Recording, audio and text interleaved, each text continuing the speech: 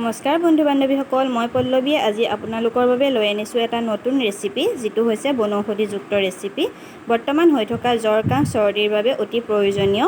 এইটো খোৱালে পেটৰ কাৰণে খুব ভাল আৰু খাবলৈ মন নগ'লেও খাবলৈ মন যায় আৰু বৰ্তমান হৈ থকা জ্বৰ চৰ্দিৰ কাৰণে খুব উপযোগী। এইখিনি মই সুন্দৰকৈ ধুই ল'লোঁ, ধুই পিচি ল'ম।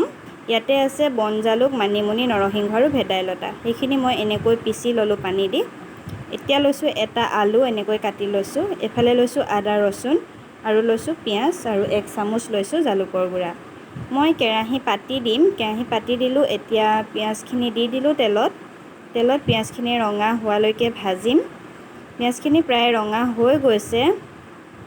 এতিয়া মই ইয়াত দি দিছোঁ আলুখিনি মই আগতীয়াকৈ অলপ ভাজি লওঁ, পিছত দি দিলে দেখিবলৈ বগা বগা লাগে, সেইকাৰণে মই অলপ ৰঙা কৰি এনেকৈ ভাজি লৈছোঁ। আলুখিনিতে মই ইয়াত দি দিম হালধি, নিমখ জোখত দি দিম লগতে। ইয়াত এনেকৈ অলপ দেৰি লৰাইছোঁ। এতিয়া মই ইয়াত দি দিম জোখতে হালধি।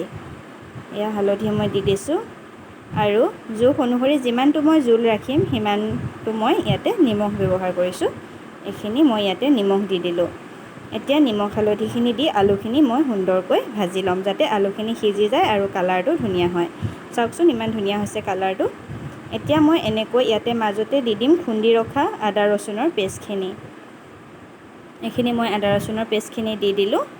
আদা ৰচুনৰ পেষ্টখিনিও মই অলপ দেৰি ভাজিম এনেকৈ ইয়াত, তেতিয়ালৈকে অলপ ৰঙা হয় আৰু গোন্ধটো নাইকিয়া হৈ যায়।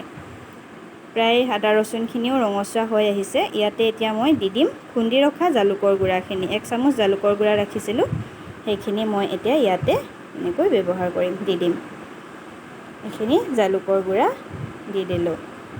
এতিয়া জালুকৰ গুড়াখিনিও আলুৰ লগত অলপমান মিক্স হৈ যোৱাকৈ, কেঁচা গোন্ধ এটা আহে যিহেতু, সেয়েহে কেঁচা গোন্ধটো যোৱালৈ মই অকণমান সময় ভাজিম। বেছি সময় নহয়, 2 মিনিটমান ভাজিলে হ'ল।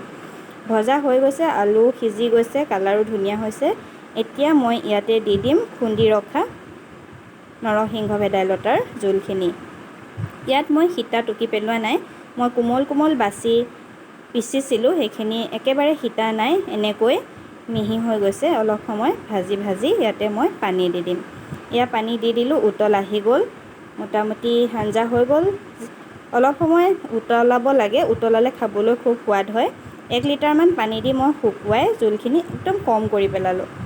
চাওকচোন একেবাৰে মই শুকুৱাই এনেকুৱা কৰি পেলালোঁ, ডাঠ কৰি পেলালোঁ। মই ৰাখিছিলোঁ কেইপিচমান পনীৰ ফ্ৰাই কৰি, দেখাবলৈ নহ'লে পনীৰো ইয়াতে দি দিলোঁ। এইখিনি চাওকচোন মোৰ জোল ৰেডি হৈ গ'ল। আপোনালোকেও ইচ্ছা কৰিলে এনেকৈ বনাই খাব পাৰে। স্বাস্থ্যৰ কাৰণে, পেটৰ কাৰণে খুব উপযোগী।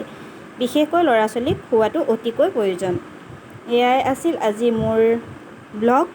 আপোনালোকে আশা কৰোঁ ভালেই পাব। যদি ব্লগটো চাই ভাল পাইছে তেতিয়াহ'লে লাইক, কমেণ্ট আৰু চেনেলটো ছাবস্ক্ৰাইব কৰি দিব।